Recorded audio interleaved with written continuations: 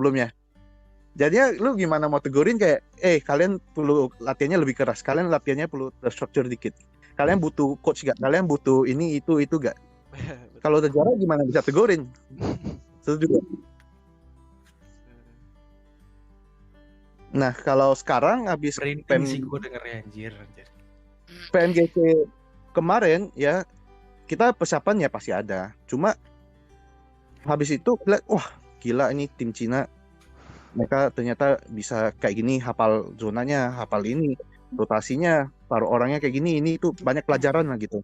Dan itu kesadaran buat pemain ya termasuk Abi, Kembar, PR kita ke depan lebih banyak nih. Kita perlu balas dendam nih.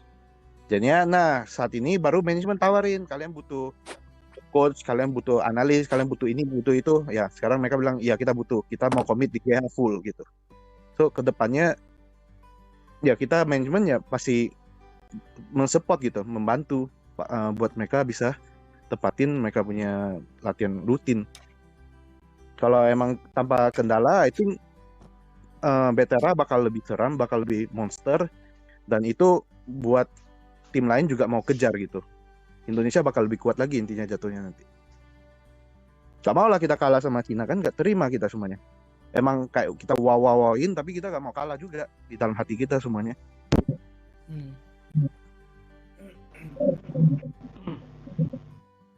Gitu sih. Jadinya ya kalau treatment khusus sense makin panjang nih. Udah gitu titik-titik. Tapi kalau menurutku sih kok ya. Kalau menurutku pribadi, selain emang ya menurutku kok aku nggak ngerti lah kok. You guys di manajemen nge-treat mereka kayak apa segala macam. Cuman emang Bigetron lagi dapat momen waktu itu, emang dapat talent yang luar biasa kayak si Kembar sama si Ryzen ini. Yang mereka itu menurut gua beda dari yang lain. Mereka nggak usah dikasih tahu lo mau ngapain di sini. Benar. Gitu loh. Kalau yang lain mesti kita arahin, lo tuh latihan ya, lo tuh latihan biar juara, biar dapet piala. Benar, itu capek. Divisi lain emang gitu, benar. Bukan lo latihan ya, terus lo pamer di sosmed, lo dapet followers, lo dapet likes, tapi lo nggak ada achievement. Tapi kalau menurut gua kok, mereka berempat yang Koko punya ini nih, Bigetron RA, 3 orang ini lah. Mereka tuh dari awal lahir born di Bigetron, dia orang udah tahu gua di Bigetron titik buat cari piala. Masalah exposure dan segala macam, gua jamin mereka nggak ngincer sama sekali waktu itu. Oke, itu bisa karena kelihatan banget benar. gitu loh. Kan ada banyak tipe. Pertumbuhan engage-nya mereka tuh bener-bener organik nggak sih? Benar.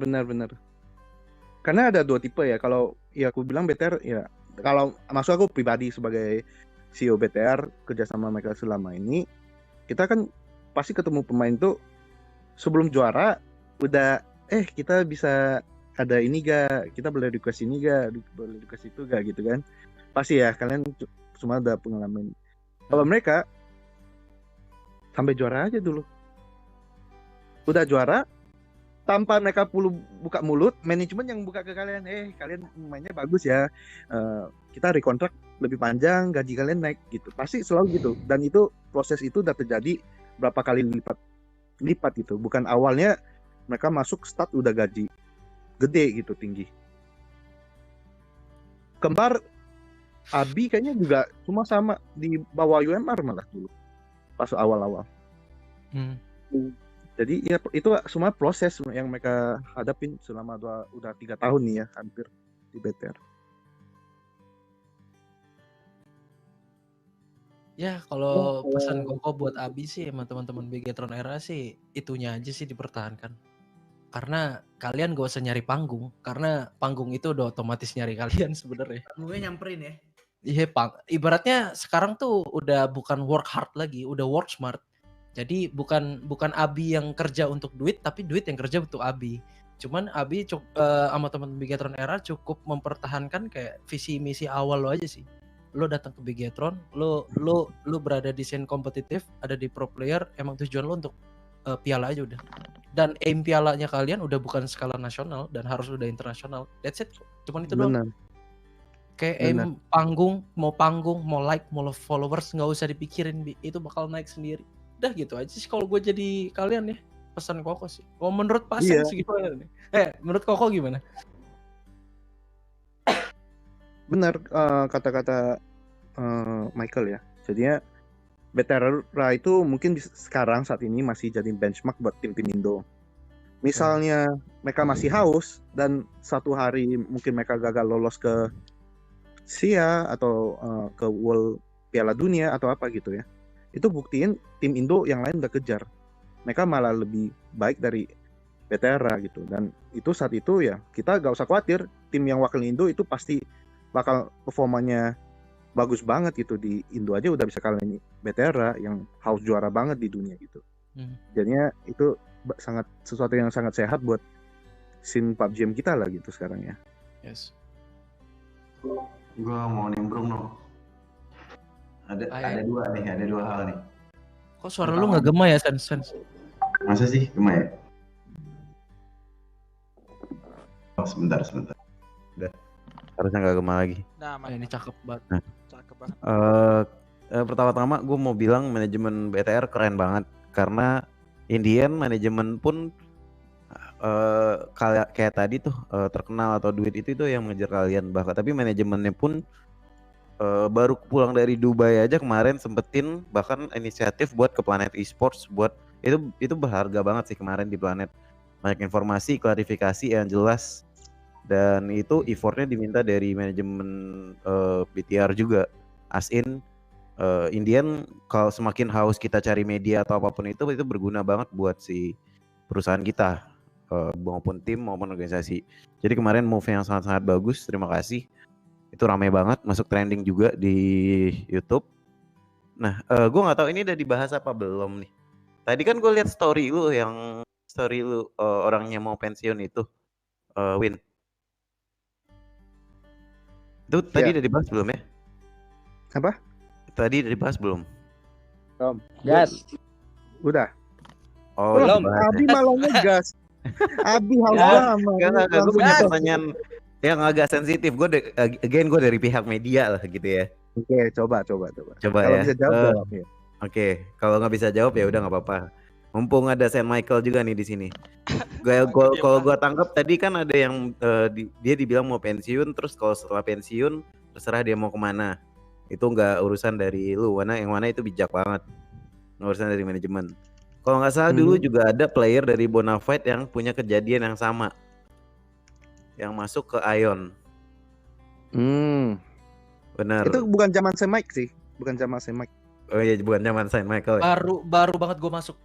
Masa Okay. peralihan tuh, lagi masa peralihan. Nah, yang mau gue mention di sini mungkin udah mungkin secara karena nggak ada regulasi ya, selalu pasti bisa ya. Tapi apakah masalah etisnya atau masalah udah jadi tradisi kah di Indonesia, apa seperti apa sih yang kayak gitu transfer yang bisa kita anggap gratis gitu atau apapun itu? Kalau masalah jersey zaman dulu itu 2 kali udah coba kita incer buat beli, 1 kali tolak, oke, back off. Season selanjutnya kita udah tawar dan menawar dan ternyata ya itu urusan belakang dan setuju dari 2 pihak. Oh ternyata oke, sah aja ini dia transfernya bisa jalan gitu. Ya, so tapi buat yang soal yang sekarang Boy, ini lebih ke dari BTR-nya open banget buat kasih tahu, oh player ini emang kontraknya selesai gitu. Jadinya kita gak dikejar.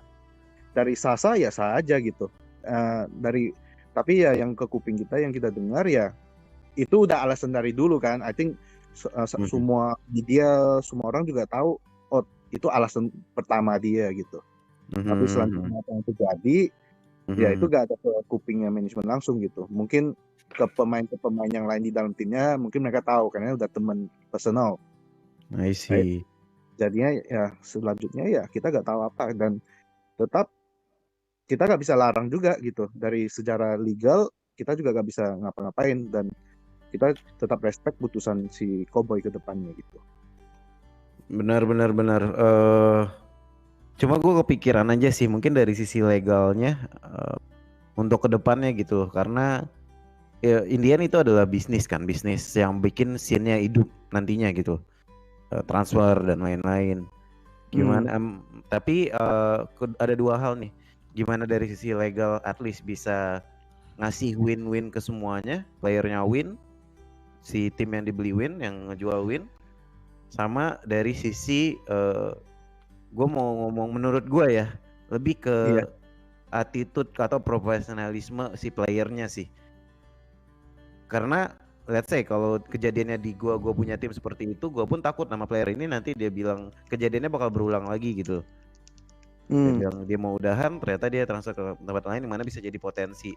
Walaupun benar kata lu nggak, ya udah nggak bisa diapa-apain secara legal karena kontraknya juga terserah dia. Iya. Cuma kan secara baiknya ya apa adanya aja gitu loh. Sebelumnya aku boleh tambahin nggak gitu? Boleh. Sorry kalau gue. I think di sini banyak yang tahu juga nih, mungkin saya Mike atau Jaxi ya. Wing dulu dari dia. Biar lurus. Gue takut salah ngomong juga. Sebenarnya banyak tim e-sports yang Indo tahu pemainnya kontraknya udah mau habis. Dan itu ada tim yang mau incer. Case-nya ini ya. Dan timnya mau incer, mereka malah paksa pemainnya yang itu masih muda, gak tahu kontrak, gak tahu legal atau apa-apa, dipaksain tantangan kontrak itu. Secara apapun dipaksain gitu. Biar mereka bisa jual pemainnya. Secara legal. Ada kejadian kayak gitu juga. Berarti kan yang bisa bukan disalahkan ya, tapi yang bertanggung jawab di sini adalah player-player yang tidak mengerti hal tersebut. Betul. Atau takut gitu. Makanya e-sports Indo masih muda banget secara badan buat protect player, gak ada, buat protect perusahaan juga gak ada e-sports timnya. Nah, lo kan sering main FUT tuh, gue liatin gacha mulu.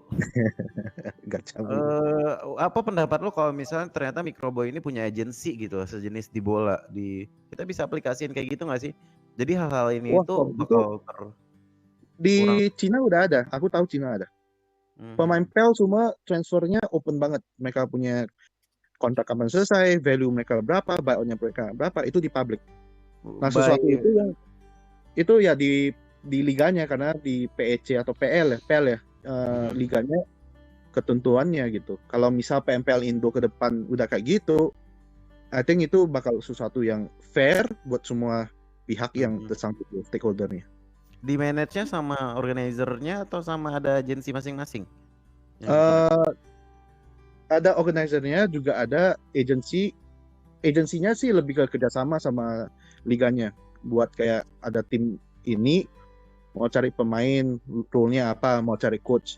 Agensi ini bantu filter gitu. Hubungin ke semua tim, kalau kalian ada yang ini. Dan dia juga ada database-nya. Siapa aja kontraknya udah mau selesai, kontraknya atau masih ada buyout-nya berapa gitu. Udah transparansinya jelas ya. Betul. Tapi itu dari liganya perlu gitu loh. Kalau kita ngelihat di bola, masing-masing player tuh punya agen sendiri gitu kan. Betul. At least pertama biar playernya lebih mature juga ya, di handle sama orang yang profesional. Jadi nggak terjadi hal-hal yang tidak mengenakan.